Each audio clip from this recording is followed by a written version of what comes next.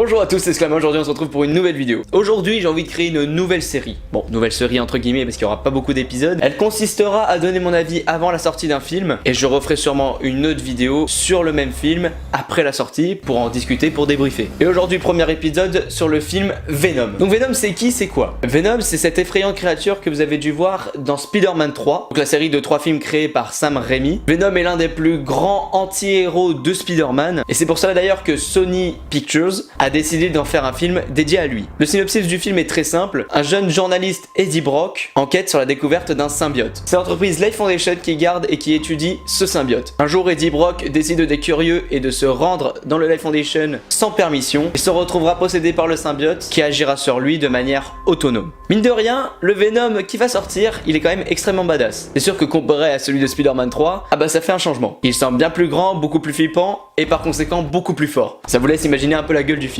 En revanche, on peut remarquer que dans la bande-annonce, il ne sera pas constamment dans son état final. Je parle de cet état-là. Car à un moment, on voit que le symbiote agit seulement sur les membres de Eddie Brock. Donc ça peut être les bras, un moment le dos, il me semble. Et du coup, il ne sera pas constamment dans son état définitif. Je vais imaginer maintenant comment le film pourrait se passer. Donc d'après moi, d'après mes avis et d'après la bande-annonce, donc dans le début du film, j'imagine qu'on aura une présentation de Eddie Brock, donc de son métier, son journalisme, sa femme peut-être également. Je pense que sa curiosité le mènera à se faire attraper par le symbiote. Il découvrira ses forces et ses capacités tout au long de l'histoire. Alors quand je dis ses forces, c'est celle du symbiote, mais bon, vu qu'elles sont dedans, ça appartient à lui. Dans la bande-annonce, il dit ne pas contrôler ses pouvoirs, mais je pense qu'avec le temps, il apprendra à vivre avec.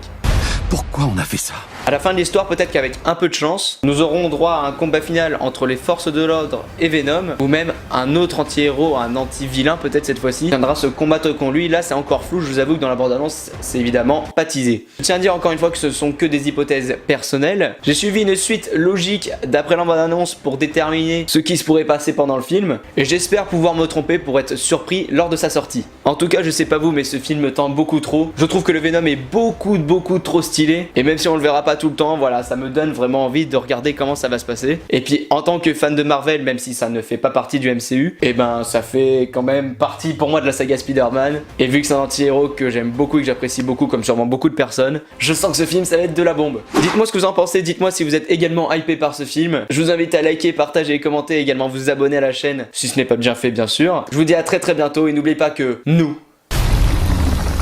Sommes Venom.